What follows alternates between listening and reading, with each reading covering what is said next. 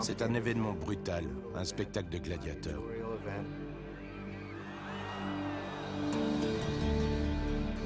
Ça donne à ces hommes une dignité inestimable. C'est rien d'autre que de l'exploitation d'êtres humains qui n'ont plus d'autre choix.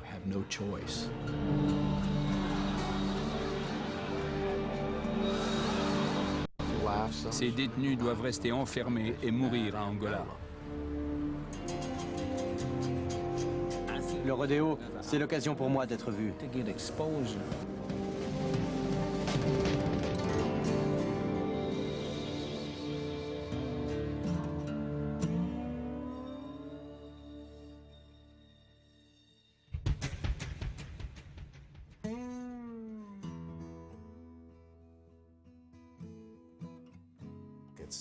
C'est une longue route jusqu'aux portes du pénitencier. Quand ces hommes les atteignent, ils savent qu'ils sont loin de tout. Loin de notre regard, loin de nous, aussi bien physiquement qu'émotionnellement.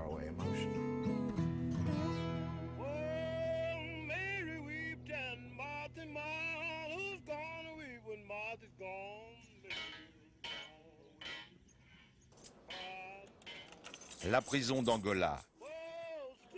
Ici sont enfermés plus de 5000 détenus considérés comme les plus grands criminels de Louisiane. 5000 prisonniers, dont 80% de Noirs. Dans ce pénitencier de haute sécurité, 9 détenus sur 10 purgent des peines si longues qu'ils ne sortiront jamais d'Angola.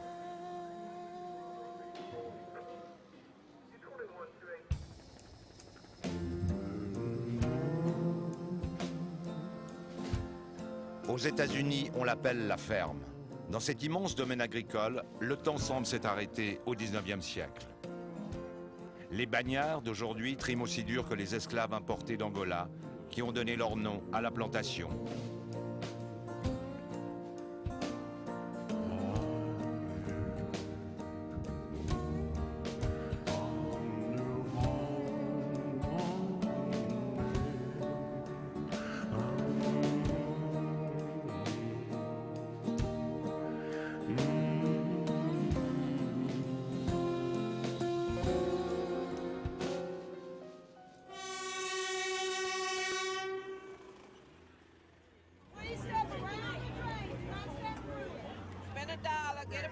$1 le programme, c'est pour une bonne cause.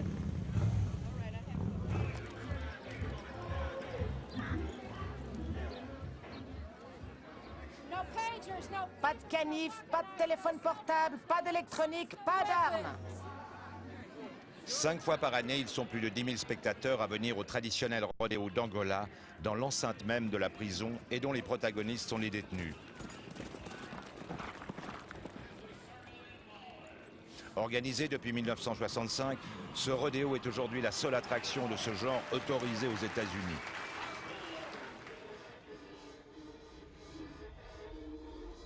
L'artisan du succès, c'est lui, Burl Kane.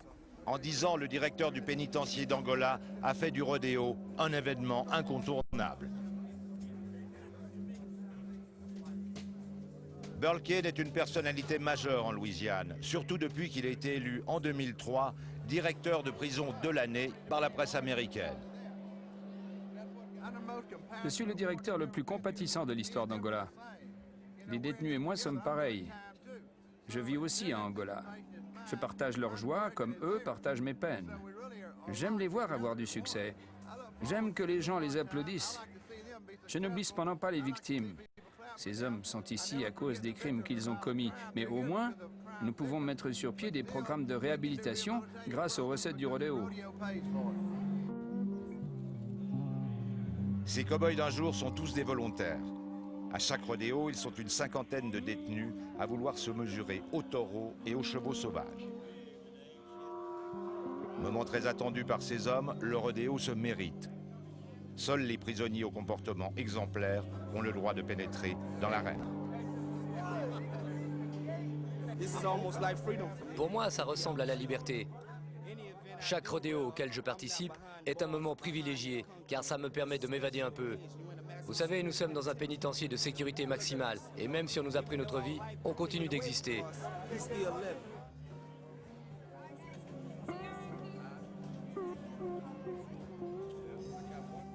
Le rodéo, c'est l'occasion pour certains détenus de voir leur famille dans des conditions de semi-liberté.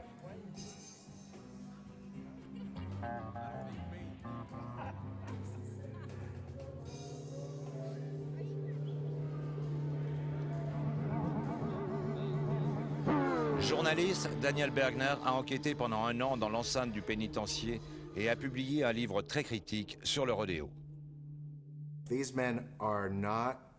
Dans bien des cas, une fois qu'ils passent la barre des 10 ou 15 ans en prison, ces hommes ne reçoivent même plus la visite de leurs proches.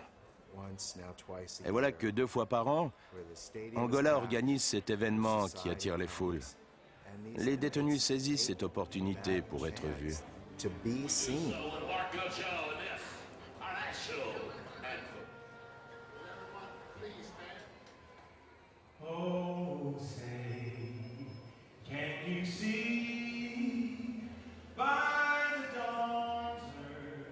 Mais pour sortir de l'ombre, il faut payer le prix fort.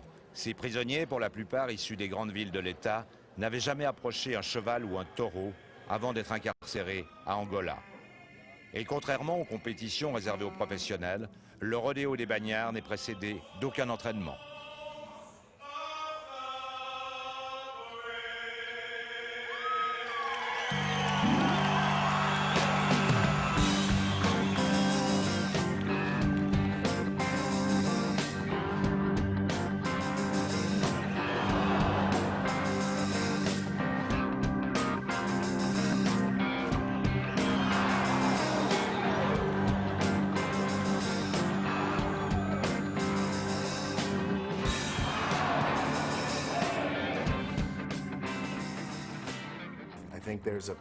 Je trouve qu'il y a un côté pervers à tout ça.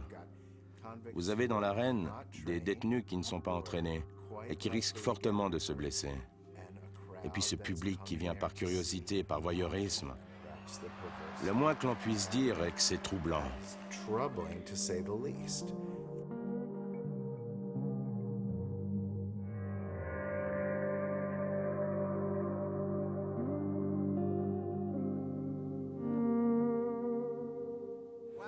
Nous n'entraînons pas les détenus parce que nous devrions louer le bétail. Mais vous savez, même s'ils s'entraînaient, ils ne seraient pas forcément meilleurs. Nous prenons les mesures nécessaires pour protéger nos détenus. Et comme vous allez le voir aujourd'hui, il n'y aura pas de blessés sérieux, voire même pas de blessés du tout.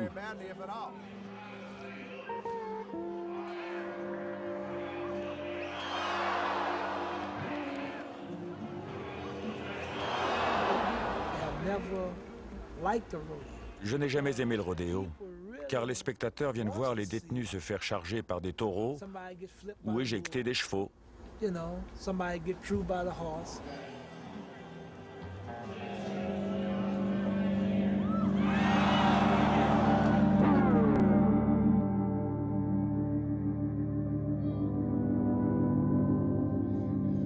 Norris Anderson a passé 27 ans derrière les barreaux d'Angola et il n'a jamais voulu participer au rodéo. Aujourd'hui libéré, il travaille comme juriste à la Nouvelle-Orléans. Par la grâce de Dieu, personne n'a été tué jusqu'à présent. Des gars ont été mutilés, d'autres ont reçu des coups de sabot dans la gueule. J'ai vu des taureaux éventrer des détenus. Mais certains continuent à participer. Qu'est-ce qui les motive? Dieu seul le sait. Moi, je n'en ai aucune idée. Certains tentent leur chance simplement pour l'argent. Ils ne gagnent pas une fortune, mais en prison, 100 $ est une sacrée somme. Avec 100 $, un détenu peut tenir longtemps. Dans une prison où le salaire ne dépasse pas 25 centimes de l'heure, la plupart n'hésitent pas à participer aux épreuves les plus dangereuses, celles qui rapportent le plus. Pour certains détenus, cet argent permet d'améliorer leur quotidien, d'autres l'utilisent pour les frais de justice ou leur famille. C'est le moment très attendu du Convict Poker. Récompense 200 $ pour celui qui reste assis le plus longtemps sans bouger.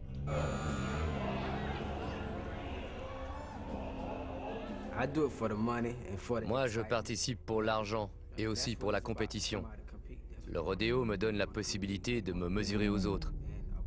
Il n'y a pas de victoire sans sacrifice. Il faut parfois savoir sacrifier son corps pour atteindre ce que l'on veut.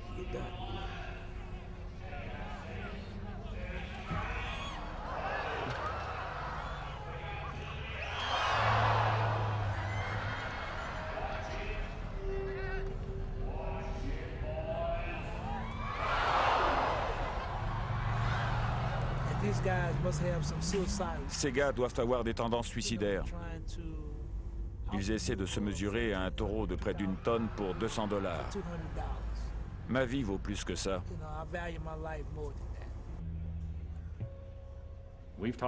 Nous avons demandé aux détenus pourquoi ils participent au rodéo, et il n'y a pas une seule réponse pareille. Incarcéré depuis 15 ans à Angola, Kerry Myers bénéficie aujourd'hui d'une certaine liberté. Rédacteur en chef du journal de la prison, il a couvert de nombreux rodéos. Certains le font pour la reconnaissance. Les détenus ont en général peu d'estime d'eux-mêmes. Ils pensent n'avoir jamais rien fait de bien dans leur vie.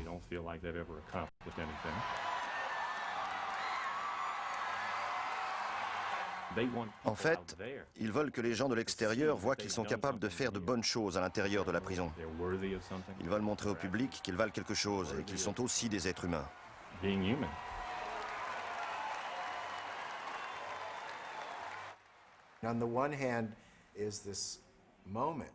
D'un côté, le rodéo offre aux détenus une chance de se faire pardonner et de se transcender. Mais de l'autre, les participants doivent porter des chemises rayées qui les marginalisent encore plus et les déshumanisent. Ces chemises ont été abolies à Angola dans les années 50 parce qu'elles étaient dégradantes. Burl Cain les a réintroduites. Je ne pense pas que cela plaise aux prisonniers, mais ils n'oseront probablement pas le dire.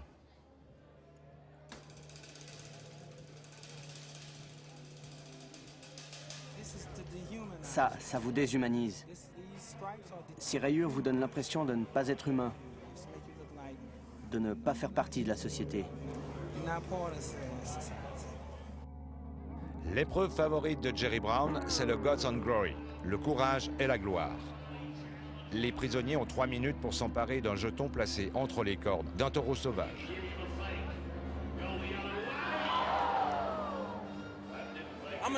Je suis un mec pacifique, mais parfois il faut savoir être violent.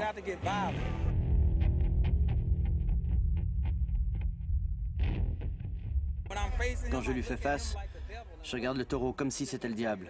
Et je vous le dis maintenant, pour moi, c'est le diable.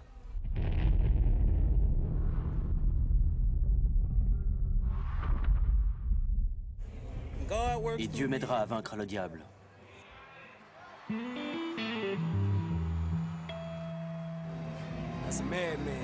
Jerry est fou.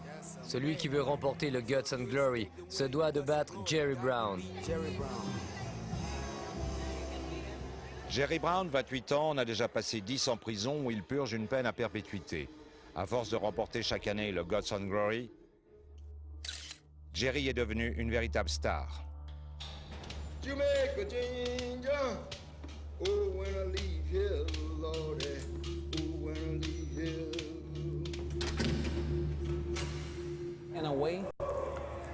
D'une certaine manière, j'ai l'impression de ne pas avoir ma place ici. Mon niveau d'éducation, mon attitude et mes principes divergent de ceux des autres détenus. Ce que j'ai à offrir à la société est aussi très différent. Depuis son incarcération en 1995, Jerry Brown passe ses journées à lire, à écrire des poèmes et des lettres, seuls moyens d'expression qui ne sont pas systématiquement contrôlés à Angola. Je souhaite être un exemple. Je veux être une source d'inspiration, d'espoir, d'encouragement et de succès pour tous ceux qui choisissent d'être témoins de mes accomplissements. Ce genre d'exemple est vraiment nécessaire dans un endroit de tant de désolation, de désespoir et de négligence.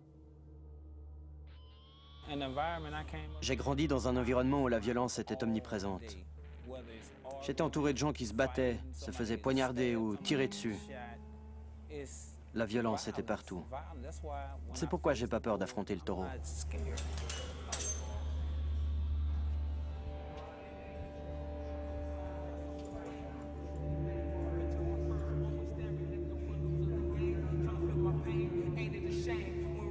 sky. We suffer vanity with blind minds, and some of us die. But I'm alive and I'm still breathing. Ask God, so for sure He'll give a reason. My destiny was a life full of hard testings, a mother's blessings. Les banlieues noires du Shreveport, au nord de la Louisiane. C'est là que Jerry a grandi, élevé par sa grand-mère et sa sœur, qui ont tenté de remplacer sa mère toxicomane et son père parti sans laisser d'adresse. Son quotidien, c'était la précarité, les gangs et la violence. Pour s'en échapper, Jerry s'est réfugié très jeune dans le rap.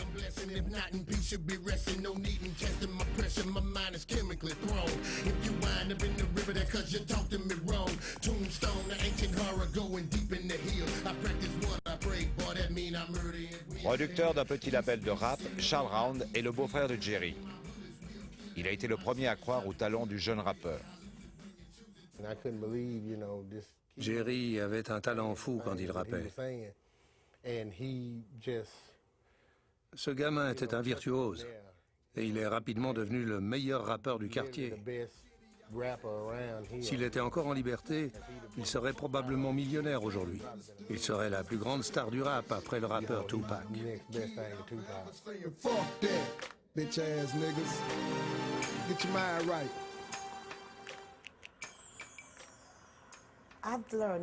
J'ai appris à connaître mon fils Jerry grâce à nos échanges de lettres.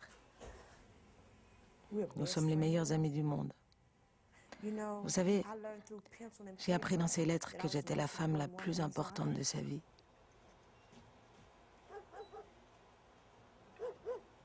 Après plusieurs séjours en prison, la mère de Jerry est aujourd'hui en liberté conditionnelle. Et il multiplie les démarches pour avoir le droit de rendre visite à Jerry, ce fils qu'elle n'a pas revu depuis 10 ans. Jerry m'aimait plus que tout.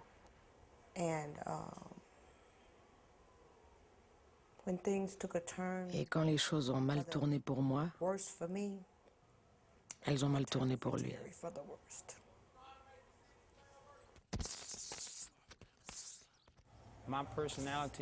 La violence que j'ai vécue dans mon enfance a déteint sur moi. Quand j'étais petit, l'homme qui vivait avec ma mère la frappait sans arrêt devant nous.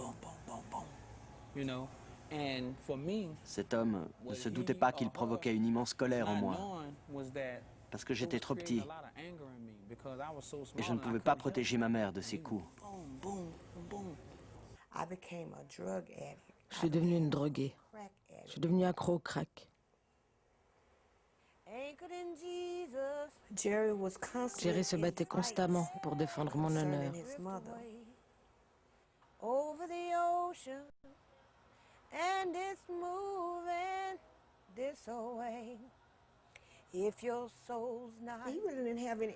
Jerry n'a jamais eu de modèle. Personne dans son entourage ne pouvait lui montrer l'exemple. Pendant son enfance et son adolescence, les membres de sa famille étaient constamment en prison.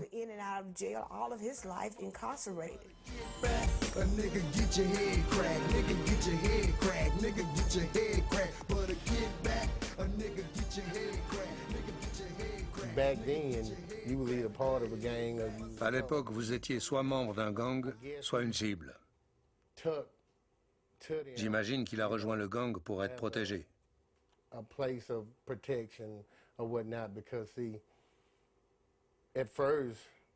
Au début, Jerry et moi étions toujours ensemble. Mais j'ai commencé à travailler. Du coup, pendant la journée, j'étais plus là pour lui.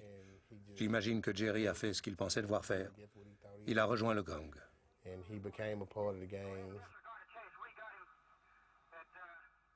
Adolescent, Jerry Brown a rejoint un gang. Le 16 juin 1995, un deal de marijuana tourne mal. Jerry tire et tue. Après 4 mois de cavale, il est dénoncé par l'un de ses proches et arrêté à Shreveport. Ce jour-là, c'est sa mère Bonnie qui le convainc de se rendre à la police.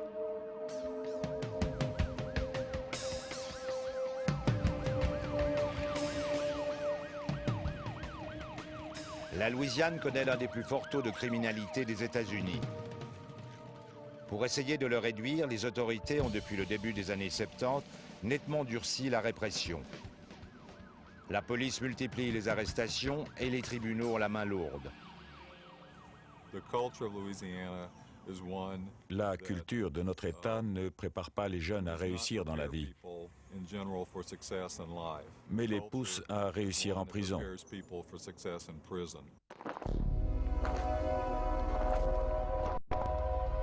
La Louisiane détient le record mondial du nombre de détenus par habitant. Sur 100 000 personnes, 800 sont en prison, une proportion 10 fois plus élevée qu'en Europe.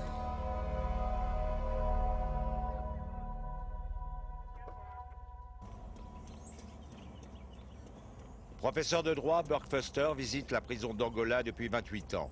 Cette expérience a fait de lui le spécialiste du système carcéral de Louisiane.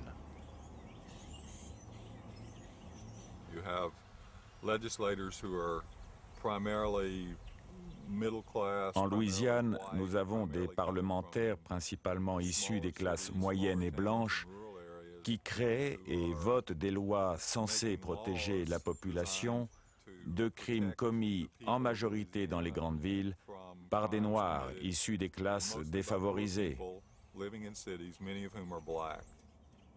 Probablement, dans cette pièce, durant ces prochaines années, l'un de vous sera tué, si l'on en croit les statistiques. Cette politique d'emprisonnement systématique est soutenue par une majorité de citoyens, toutes ethnies confondues, qui voient dans l'intransigeance de leurs élus l'unique solution pour endiguer la criminalité. Vous vous rendez compte que nous sommes en train de nous enfermer au lieu d'emprisonner les criminels? Nous nous réfugions derrière des barreaux. Nous protégeons nos quartiers avec des murs. Pourquoi? Parce que nous avons peur des criminels. Ils devraient être enfermés et nous devrions pouvoir marcher dans nos rues sans avoir peur d'être agressés. En Louisiane, la famille est sacrée. Nous voulons que celui qui a molesté ou tué l'un des membres de notre famille soit puni. Et la punition est sans pitié. La Louisiane prononce les peines les plus dures du pays. 80 détenus sont en attente dans les couloirs de la mort d'Angola. La sentence minimale pour un meurtre, avec ou sans préméditation, c'est la perpétuité, sans possibilité de remise de peine. Cambriolage à main armée, viol aggravé, kidnapping et troisième récidive sont tous des délits passibles de la prison à vie. Don Cravens, sénateur de Louisiane à Bâton Rouge, tente depuis 1992 de réformer le système judiciaire. Pour lui, cette politique d'incarcération est un échec.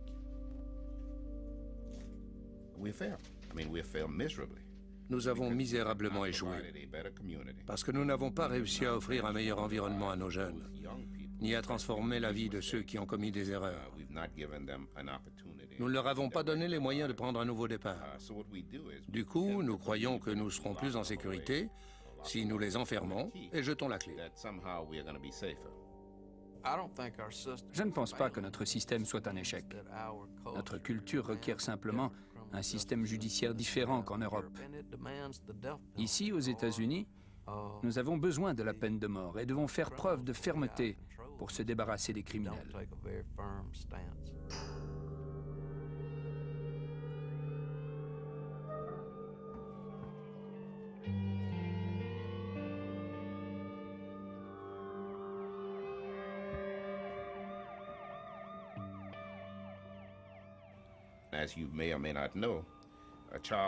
Un enfant dont les parents ont été incarcérés a 5 fois plus de chances de faire un jour de la prison qu'un autre.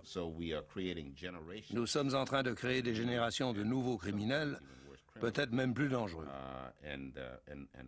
Et nous en payons le prix. En 2005, la Louisiane a investi près de 780 millions de dollars pour ses prisons, dont un peu plus de 130 millions uniquement pour le pénitencier d'Angola. La Nouvelle-Orléans était donc bien placée pour accueillir en avril 2005 le Congrès national des directeurs de prison. Pendant 3 jours, ils ont pu échanger des idées et surtout faire leurs courses en dénichant les équipements dernier cri pour leur pénitencier. En Louisiane, la prison est devenue un business florissant. Angola s'intéresse à un grillage mortel qui vous électrocute quand vous le touchez pour la première fois et vous tue si vous le touchez à nouveau. Un pénitencier dépense environ $1 million par an pour ses 4 tours de garde. Avec un système de barbelés comme le mien, plus besoin de tours. La prison, c'est un gros business. Nous pouvons nous permettre d'incarcérer nos meurtriers. Le coût est bien plus important si vous ne le faites pas. La société doit payer le prix de la douleur. Nous ne voulons pas que les criminels soient en liberté. Si nos prisons sont surchargées, nous en construirons de nouvelles. Nous avons de la place à Angola.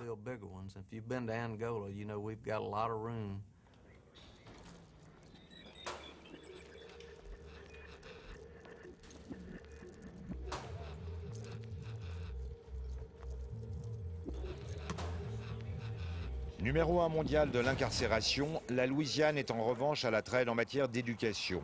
C'est l'un des États américains les plus touchés par la désertion scolaire. En moyenne, 40 élèves quittent l'école chaque jour. Je m'inquiète pour les gamins de 11 à 15 ans qui sont dans cette spirale qui les entraîne vers la prison d'Angola. Ici, comme on peut le voir, cette spirale est infernale. We have a huge pipeline.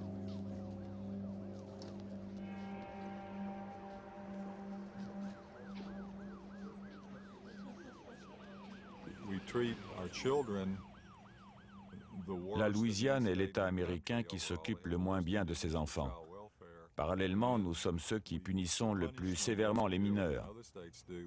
Nous avons le plus grand taux d'emprisonnement du monde. On pourrait parler de système social à l'envers. Au lieu de nous occuper des mineurs, nous les ignorons et les incarcérons quand ils sont adultes, ce qui nous coûte 20 000 $ par an et par détenu. Cette politique sociale est vraiment stupide, mais c'est pourtant celle que nous appliquons depuis des années.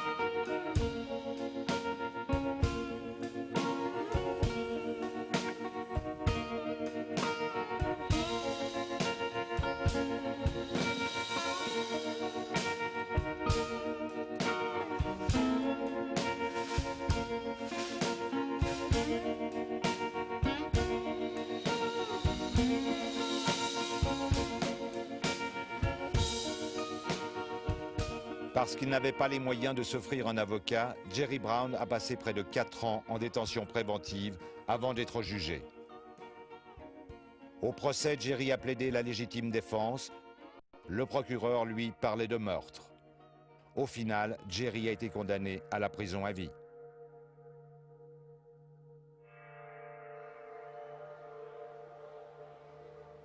Comme Jerry, la majorité des détenus d'Angola est issue de milieux défavorisés et doit recourir à des avocats commis d'office.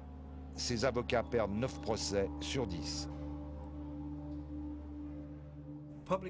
Les avocats commis d'office font ce qu'ils peuvent avec ce qu'ils ont. Parfois, ça ne suffit pas.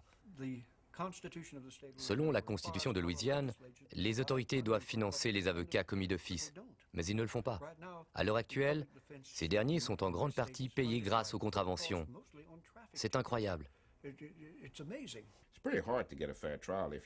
Il est difficile d'avoir un procès équitable si le prévenu ne peut voir son avocat qu'une fois, le matin même de son procès. Ce n'est pas ce que j'appellerais une bonne défense. Mais comme nous bradons depuis des années la représentation légale des prévenus les plus pauvres, beaucoup n'ont pas de quoi se défendre lors de leur procès.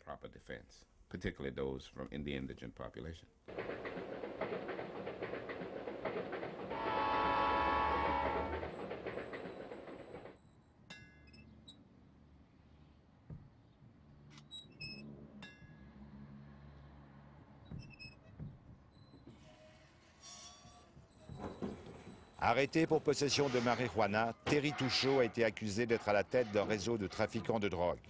Comme il n'avait pas les moyens de s'offrir une défense adéquate, il a été condamné à 100 ans de prison et à $1 million d'amende. Après 18 mois purgés à Angola, Terry a été blanchi grâce à une aide extérieure. C'était un cauchemar. Que puis-je dire d'autre? Je ne suis pas un baron de la drogue, mais un travailleur qui n'a pas d'argent. Vous savez, si vous n'avez pas les moyens, et venez d'où je viens, vous n'avez aucune chance. Ils se débarrassent de vous. Une fois arrêtés, les prévenus se retrouvent seuls face à une grosse machine judiciaire financée par l'État et dirigée par des procureurs aux ambitions politiques. John Singfield, procureur adjoint de Bâton Rouge, veut se faire élire procureur général en 2006.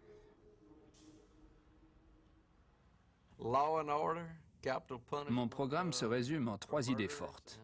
Loi et ordre, peine de mort et sévérité envers les criminels. C'est là que j'excelle depuis 34 ans. J'avais une chance sur 1 million de m'en sortir. Mais le Seigneur a fait ce qu'il a dit. Il m'a donné cette chance. J'y pense tous les jours. J'ai quand même dû me battre, parce que le procureur voulait se faire un nom sur mon dos.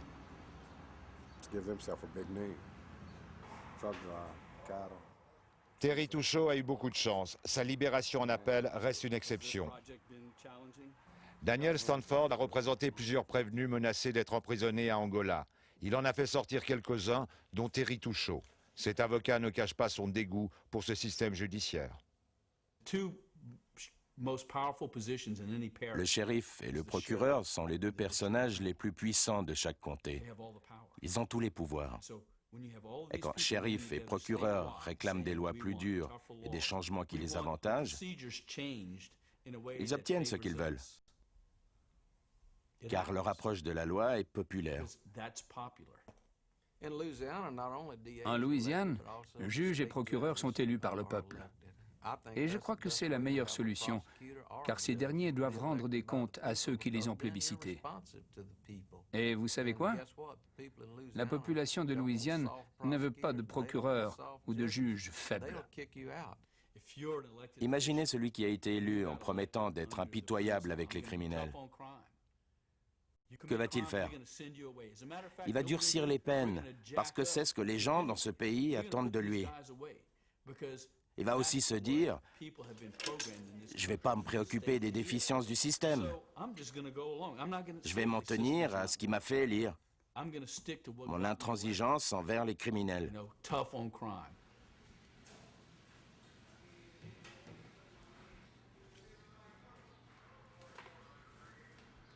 Une fois en prison, le condamné n'a quasiment aucune chance d'être réhabilité. Il existe bien en Louisiane une commission dite du pardon qui statue sur les demandes de remise de peine. Mais la décision finale appartient au gouverneur qui donne très rarement un avis favorable. Ces 10 dernières années, seules 2 grâces ont été accordées aux 4000 prisonniers condamnés à perpétuité. Les condamnés à perpétuité doivent rester en prison. Ils devraient mourir à Angola. Il faut distinguer la réhabilitation de la punition. Si quelqu'un assassine votre mère, votre femme ou votre fille, vous voulez qu'il soit puni. Et si cet homme est condamné à la prison à perpétuité, il ne devrait pas pouvoir sortir après 25 ans. Je suis très content pour ceux qui se sont réhabilités en prison, mais ça ne change rien à leur punition. Beaucoup de ceux qui purgent des peines de prison à perpétuité à Angola sont en fait réhabilités. Mais comme nos lois sont archaïques, ces gens qui pourraient être productifs dans notre société n'auront jamais la chance de l'être. Ils vont passer le reste de leur vie à Angola et y mourir. Et si leur famille ne vient pas récupérer leurs dépouilles, ils seront enterrés à Angola. See it now, Captain, I wanna get off in the morning. I gotta go and beat soon. By the river, oh, side. What you gonna do with Sue down there, buddy? Yes, me and Sue gonna get mad. I'm gonna They have stood ground but watching change. Always remember me, buddy.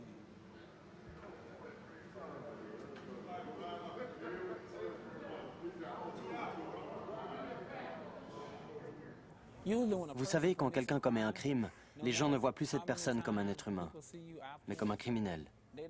Ils ne voient que le crime qu'il a commis, encore et toujours, alors que ça ne devrait pas être le cas.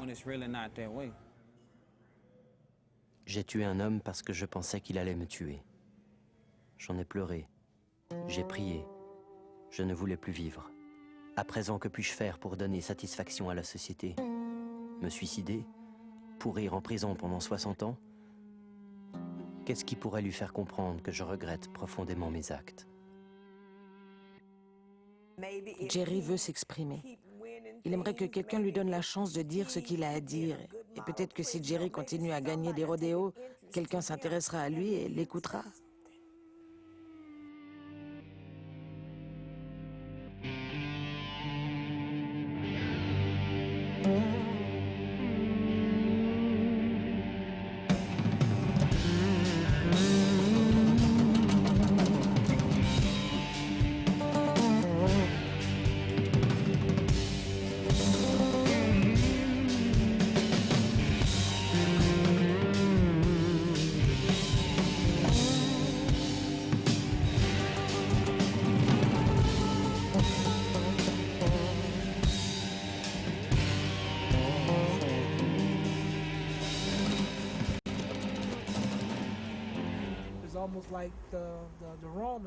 On se croirait revenu à l'époque des gladiateurs, lorsque la foule venait voir les lions dévorer les esclaves.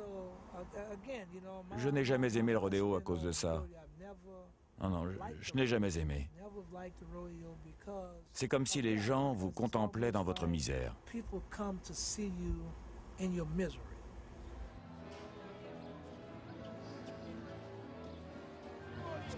C'est fou. Et ils prennent des risques. Mais c'est très excitant. Je viens chaque année, j'adore, c'est génial. Angola est la seule prison de Louisiane à organiser un rodéo. Pourquoi? Parce qu'Angola est le seul pénitencier où des détenus purgent des peines de prison à perpétuité, sans possibilité de remise de peine. Les détenus qui s'inscrivent au rodéo ont pour la plupart épuisé tous les recours légaux possibles. Ils savent qu'ils ne sortiront jamais. Qu'ont-ils à perdre dans ces conditions? Rien. Et la prison en profite. Les organisateurs savent pertinemment que des participants vont sérieusement se blesser et peut-être même mourir. Mais pour la prison, ce n'est pas un problème. Après tout, les organisateurs se disent que les détenus ne sont pas des êtres humains. C'est pourquoi ils leur font porter ces chemises rayées. Elles rappellent aux spectateurs que ceux qui se font étriper par le taureau ne sont que des prisonniers. Ces gars s'en foutent.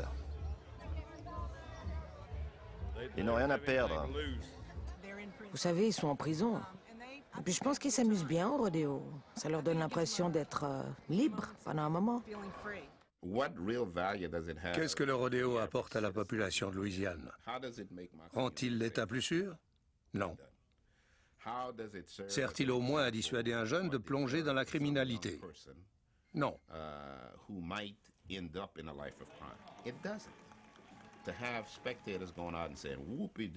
Je ne vois pas à quoi ça sert d'avoir des spectateurs qui disent « Waouh, ce mec est un dur, donnez-lui $100 ». Si ce n'est que ce show rapporte de l'argent à la prison. Mais nous finançons la prison. Devant ses pairs au congrès des directeurs de prison, Burl Cain se défend des critiques et vante les mérites rédempteurs, selon lui, de son rodéo. Le rodéo est un très bon programme. Il donne l'opportunité aux gens de l'extérieur de venir nous voir et de se rendre compte que les détenus peuvent changer leur vie. Il permet aussi au public de réaliser que nous utilisons l'argent du contribuable de manière constructive. Angola est un bel endroit avec beaucoup de fleurs. C'est un environnement propice au changement.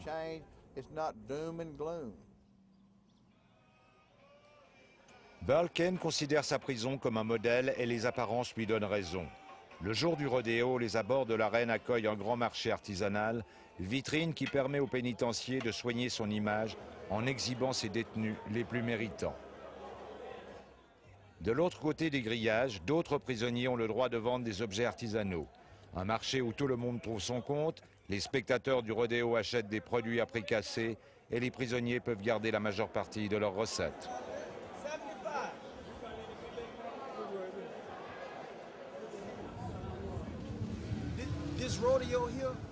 Ce rodéo m'aide beaucoup, parce que je n'ai aucun revenu à l'extérieur de la prison. Le rodéo est une véritable bénédiction de Dieu à travers Burl Kane. Ça nous permet de faire quelque chose pour quand nous sortirons. Oui, c'est ça. C'est une aide pour quand nous serons libres.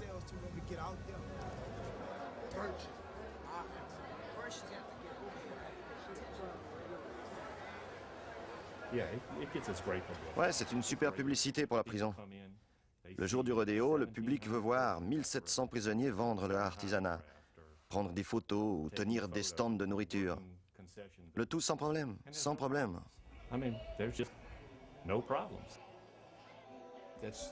C'est du marketing intelligent. Et qui ressort grandi de tout ça?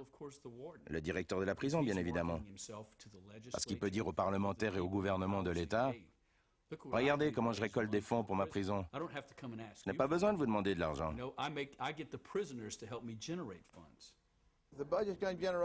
Le rodéo génère chaque année près de 2 millions de dollars bruts. Après déduction des frais, le bénéfice net n'est pas aussi important. Mais nous gagnons assez d'argent pour construire des chapelles. Avec le bénéfice du rodéo, nous construirons des églises. Le résultat est visible. Grâce à l'argent du rodéo, les églises et les chapelles prolifèrent à Angola. Théologien, John Robson dirige la faculté de théologie chrétienne qui a ouvert une succursale dans le pénitencier. Le programme de construction de chapelles est magnifique. Cette idée est récente et je pense qu'à long terme, les résultats seront incroyables. L'argent généré par le rodéo pour les chapelles va permettre aux détenus missionnaires que nous formons d'avoir une structure incroyablement efficace pour prêcher. Nous commençons déjà à en percevoir les effets. N'est-ce pas contradictoire que la foi, qui proclame que la vie est sacro-sainte et qui s'oppose à l'avortement, utilise des êtres humains pour financer l'Église, tout en sachant pertinemment que ces derniers risquent de sérieusement se blesser ou de mourir? Tout ça pour les églises. Y a-t-il un conflit d'intérêts? Un problème théologique? Non. Chaque fois que je prends ma voiture pour venir enseigner ici, je mets ma vie en danger. Nous vivons tous avec des risques. Le rodéo est l'une des seules possibilités qu'ont ces hommes d'aider les autres. Et ils estiment que cela vaut la peine de prendre des risques.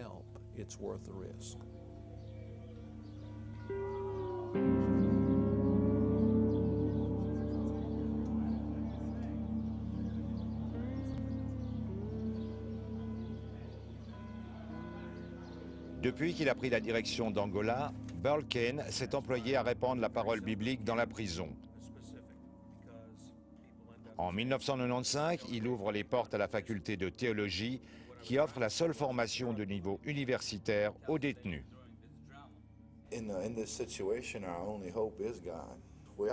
Dans notre situation, Dieu est notre seul espoir. Nous sommes tous condamnés à mourir ici. Mais il y a une issue. Si le Créateur nous utilise pour prêcher la bonne parole, nous sommes plus bénis que les gens libres.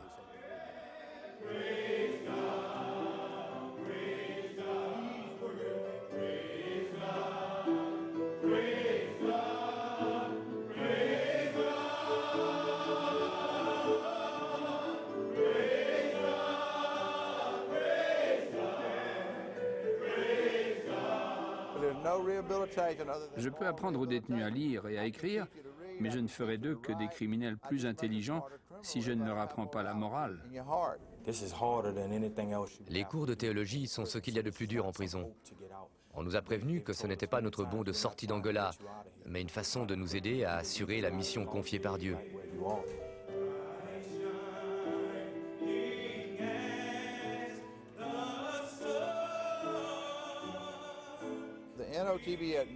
Le collège de théologie a changé la culture de la prison. Il a sorti les détenus de la violence pour les amener à la Bible ou au Coran. À Angola, tellement de détenus lisent la Bible et ont adopté une attitude morale que ça a influencé les autres. Ça s'est propagé comme un virus. Les prisonniers ont commencé à se rendre à l'église ensemble, à mieux s'entendre et à moins voler. Ils sont devenus plus moraux.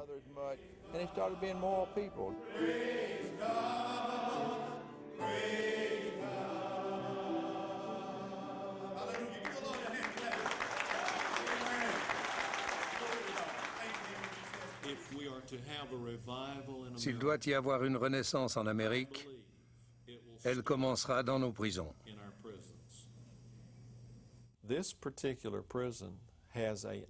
Les statistiques montrent que la violence est en constante régression à la prison d'Angola. Depuis l'ouverture du collège de théologie, on compte 40% d'incidents en moins. Comme le dit Burl Cain, les autres prisons américaines s'intéressent à ce qui se passe à Angola. Ce qu'elles peuvent constater, c'est le changement de comportement radical des détenus.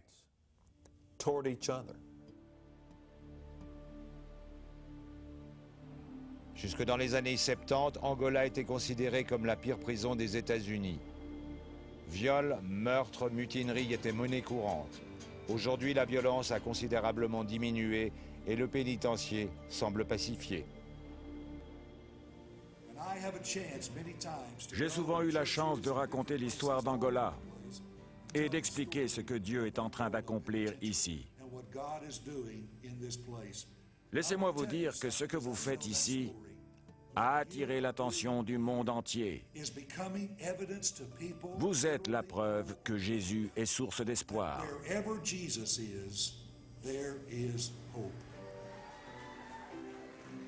Au terme de leurs études, les étudiants reçoivent une licence en théologie.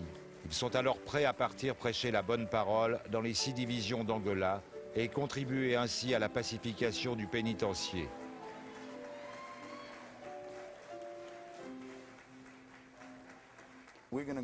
Nous irons dans les moindres recoins de ce pénitencier, ainsi que dans les autres prisons de Louisiane. Nous montrerons la voie aux autres détenus et propagerons la parole de Dieu.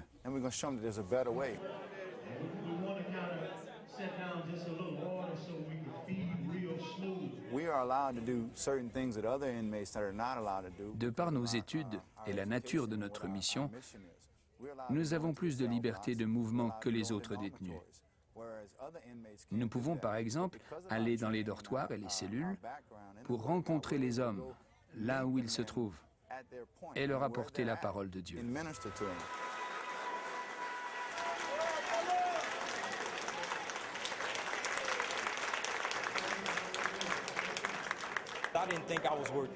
Avant, je ne pensais pas avoir la moindre valeur. Dieu m'a donné tort. Il m'a dit que je valais bien plus que ce que je croyais. Il a commencé à évoluer. Vous pouviez voir le changement dans ses yeux, dans sa manière de parler, de marcher et de se comporter. L'impact qu'a eu Dieu sur lui est tout simplement indescriptible.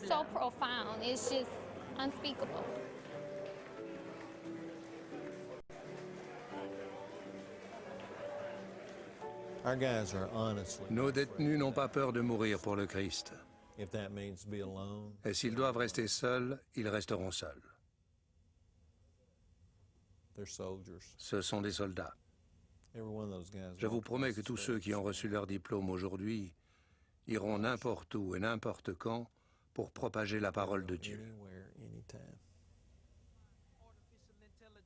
Screaming, losing your kind. It's all real, Armageddon, so simple and plain. Can find no peace, so the preacher releasing the flames. Hell's hot, they soldier shell shot, ducking the bombers, demons running out from the inside, busting their stomach. My prediction of benediction. Jerry ne sortira probablement jamais. Mais il refuse de baisser les bras. Pour lui, le rodéo joue un rôle central dans ses efforts de réhabilitation.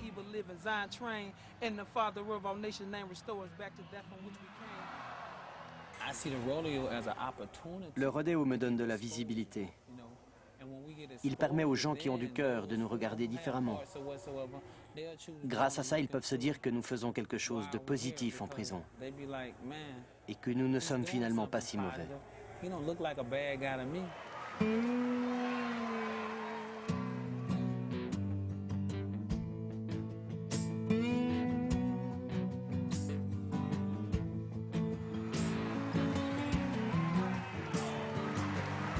En enchaînant les victoires, Jerry veut croire que sa renommée médiatique pourra un jour lui ouvrir les portes du pénitencier. C'est bon de savoir qu'il y a encore des gens qui vous aiment et qui vous apprécient.